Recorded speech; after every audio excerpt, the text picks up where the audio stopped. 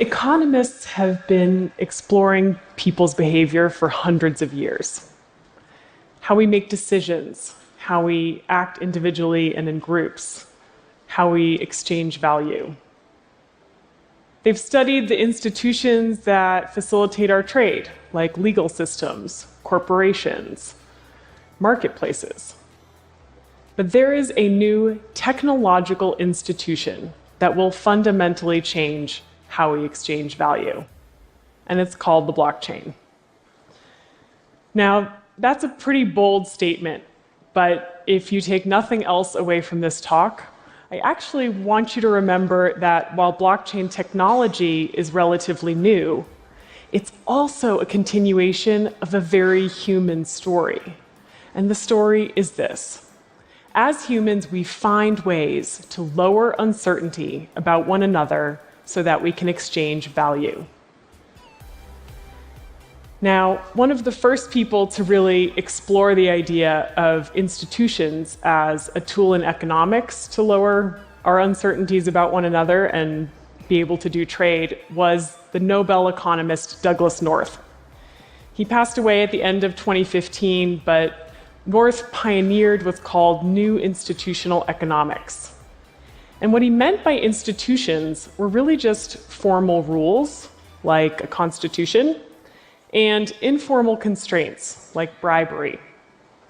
These institutions are really the grease that allow our economic wheels to function. And we can see this play out over the course of human history. If we think back to when we were hunter-gatherer economies, we really just traded within our village structure. We had some informal constraints in place, but we enforced all of our trade with violence or social repercussions. As our societies grew more complex and our trade routes grew more distant, we built up more formal institutions. Institutions like banks for currency, governments, corporations. These institutions helped us manage our trade as the uncertainty and the complexity grew, and our personal control was much lower. Eventually, with the internet, we put these same institutions online. We built platform marketplaces like Amazon, eBay, Alibaba, just faster institutions that act as middlemen to facilitate human economic activity. As Douglas North saw it, institutions are a tool to lower uncertainty so that we can connect and exchange all kinds of value in society. And I believe we are now entering a further and radical evolution of how we interact and trade. Because for the first time, we can lower uncertainty not just with political and economic institutions, like our banks, our corporations, our governments, but we can do it with technology alone. So what is the blockchain? Blockchain technology is a decentralized database that stores a registry of assets and transactions across a peer-to-peer network. It's basically a public registry of who owns what and who transacts what. The transactions are secured through cryptography, and over time, that transaction history gets locked in blocks of data that are then cryptographically linked together and secured.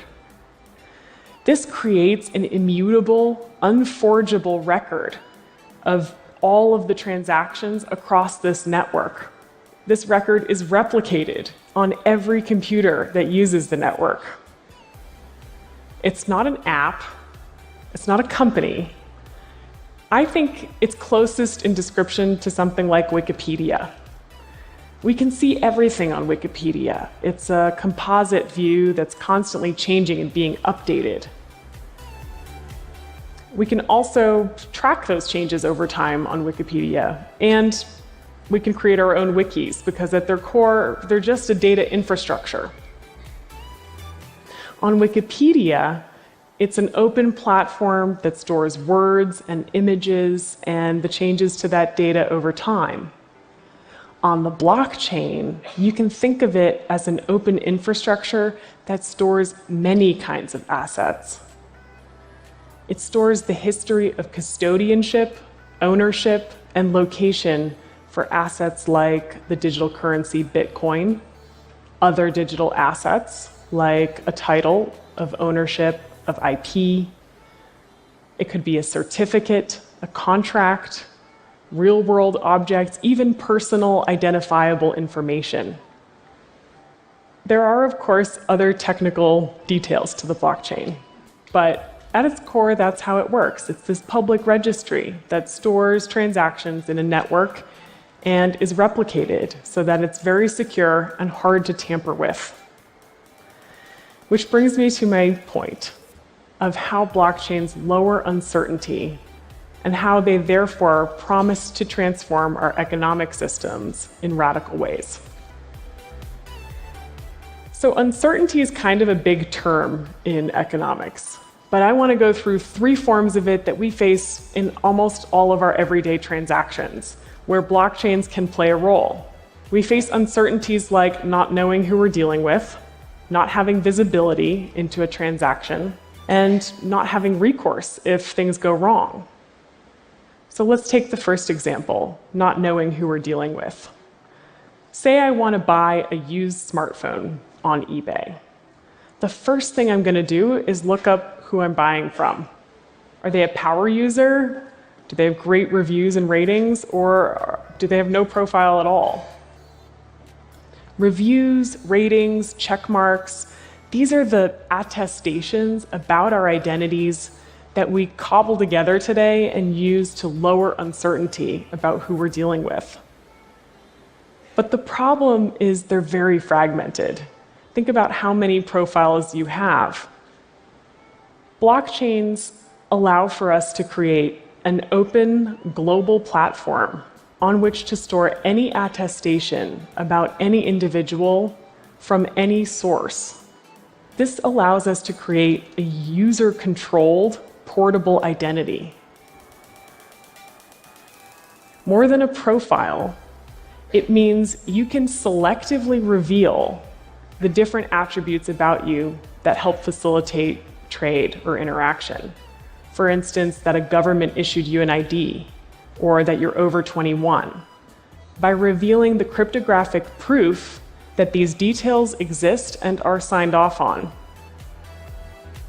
Having this kind of portable identity around the physical world and the digital world means we can do all kinds of human trade in a totally new way. So I've talked about how blockchains could lower uncertainty in who we're dealing with. The second uncertainty that we often face is just not having transparency into our interactions. Say you're going to send me that smartphone by mail. I want some degree of transparency. I want to know the product I bought is the same one that arrives in the mail and that there's some record for how it got to me. This is true not just for electronics like smartphones, but for many kinds of goods and data. Things like medicine, luxury goods, any kind of data or product that we don't want tampered with. The problem in many companies, especially those that produce something complicated like a smartphone, is they're managing all of these different vendors across a horizontal supply chain. All of these people that go into making a product, they don't have the same database, they don't use the same infrastructure. And so it becomes really hard to see transparently a product evolve over time. Using the blockchain, we can create a shared reality across non-trusting entities. By this, I mean all of these nodes in the network do not need to know each other or trust each other because they each have the ability to monitor and validate the chain for themselves. Think back to Wikipedia. It's a shared database. And even though it has multiple readers and multiple writers at the same time, it has one single truth. So we can create that using blockchains. We can create a decentralized database that has the same efficiency of a monopoly without actually creating that central authority. So all of these vendors, all sorts of companies can interact using the same database without trusting one another. It means for consumers, we can have a lot more transparency, As a real-world object travels along, we can see its digital certificate or token move on the blockchain, adding value as it goes. This is a whole new world in terms of our visibility. So I've talked about how blockchains can lower our uncertainties about identity and how they change what we mean about transparency in long distances and complex trades, like in a supply chain.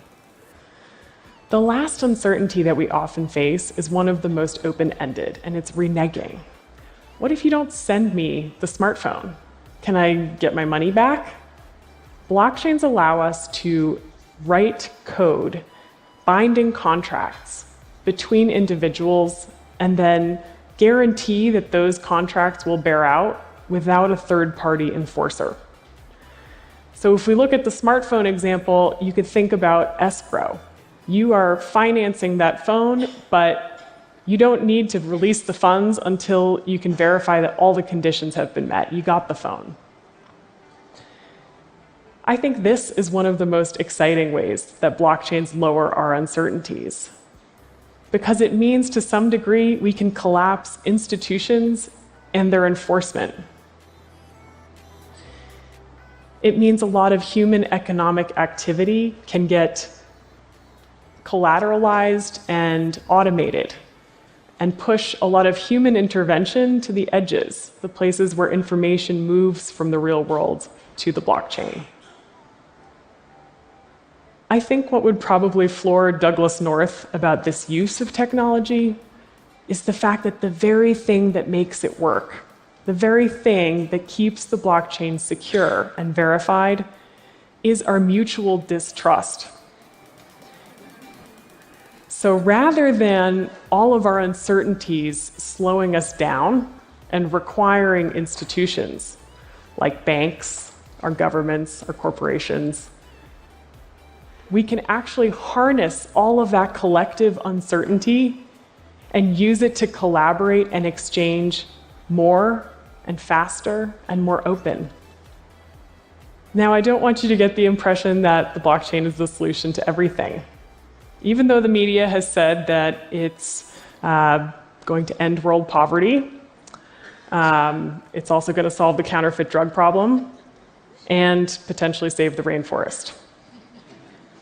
The truth is, this technology is in its infancy, and we're going to need to see a lot of experiments take place and probably fail before we truly understand all of the use cases for our economy. But there are tons of people working on this, from financial institutions to technology companies, startups, and universities. And one of the reasons is that it's not just an economic evolution. It's also an innovation in computer science.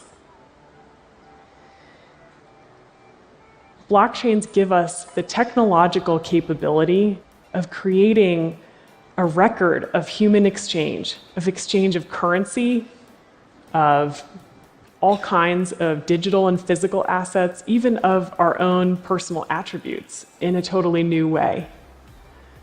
So in some ways, they become a technological institution that has a lot of the benefits of the traditional institutions we're used to using in society.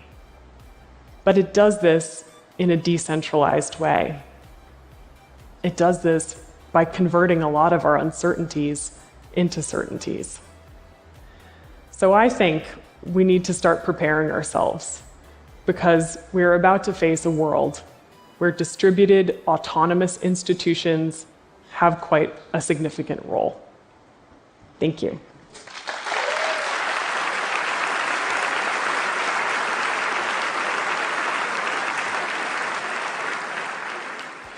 Thank you, Bettina. I think we understood that it's coming, it offers a lot of potential, and it's complex. What is your estimate for the rate of adoption? I think that's a really good question. My lab is pretty much focused on going the enterprise and government route first, because in reality, blockchain is a complex technology. How many of you actually understand how the internet works? But you use it every day. So I think we're sort of facing the same John Scully idea of technology should either be invisible or beautiful. And blockchain is kind of neither of those things right now. So it's better suited for either really early adopters who kind of get it and can tinker around, or for finding those best use cases like identity or asset tracking or smart contracts that can be used at that level of an enterprise or government. Thank you. Thanks for coming to TED. Thanks.